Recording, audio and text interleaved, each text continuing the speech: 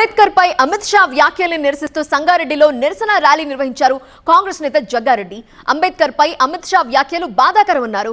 అమిత్ షా వ్యాఖ్యలను కాంగ్రెస్ వక్రీకరించలేదు అని చెప్పారు. అంబేద్కర్ ఒక వర్గానికో లేదా ఒక పార్టీకి చెందిన వ్యక్తో కాదని ఆయన అందరి వాడు అన్నారు జగ్గారెడ్డి.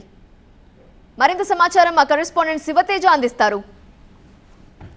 సంగారెడ్డిలో టీపీసీసీ వర్కింగ్ ప్రెసిడెంట్ జగ్గారెడ్డి ఆధ్వర్యంలో అమిత్ షా వ్యాఖ్యలకు నిరసనగా ఈరోజు భారీ ర్యాలీ నిర్వహించారు. పెద్ద ఎత్తున కాంగ్రెస్ శ్రేణులంతా కూడా చేరుకున్న పరిస్థితి. పార్లమెంటులో Amit Shah BJP home minister Amit Shah గారు మరి అంబేద్కర్ గారిని కించపరిచే రకంగా వారు మాట్లాడిన దాన్ని రాహుల్ గాంధీ గారు, ప్రతిపక్ష నాయకుడు కాంగ్రెస్ పార్టీ రాహుల్ గాంధీ గారు మరి నిన్న పార్లమెంటులో వారి గలం విప్పి రాజ్యాంగ నేత బిఆర్ అంబేద్కర్ గారిని అవమానించినందుకు క్షమాపణ చెప్పాలి.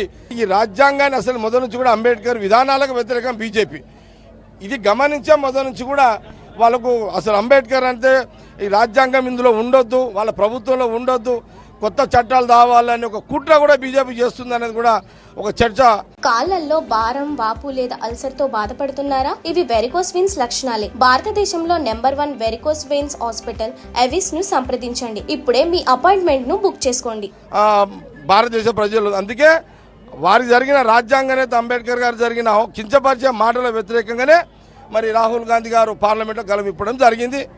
కానీ బీజేపీ పార్టీ చెప్తుంది కాంగ్రెస్ హయాంలో అంబేద్కర్ను మర్చిపోయారు, అంబేద్కర్కి అవమానించిందే కాంగ్రెస్ పార్టీ, అవన్నీ మర్చిపోయి ఈరోజు కాంగ్రెస్ పార్టీ మళ్ళీ అంబేద్కర్ పేరును ముందుకు తెస్తుంది అంటూ కూడా మోడీ కూడా చెప్పిన పరిస్థితి. నేను ఏమంటానంటే ప్రధానమంత్రిగా ఆ రోజులలో స్వతంత్రం వచ్చినాక జవహర్లాల్ నెహ్రూ గారు ఉన్నారు. అంబేద్కర్ గారు కాంగ్రెస్ పరంగా పోటీ చేసింది కాదు ఎంపీగా.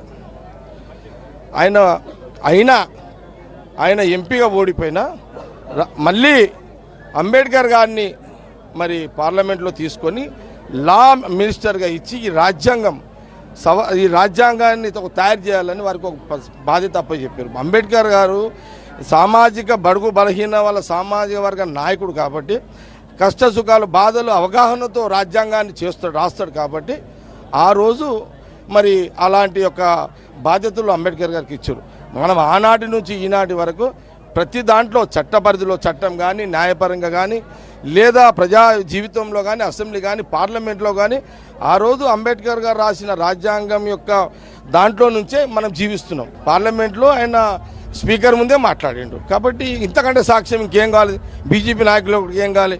వాళ్ళు అందులో ఇరుక్కపోయారు. వీళ్ళు అంటే అమిత్ షా గారు ఈ మాట అనేది లేకుండే స్లిప్ అయిపోయిండు అనే టెన్షన్లో వాళ్ళు ఉండి రాహుల్ గాంధీ గారు మాట్లాడేదాన్ని అడ్డుకునే ప్రయత్నం చేస్తున్నారు వీళ్ళంతా. అమిత్ షా క్షమాపణ చెప్పాలంటూ జగ్గారెడ్డి డిమాండ్ చేస్తున్నారు. కెమెరా పర్సన్ మురార్తో శివతేజ, టీవీ 9 సంగారెడ్డి.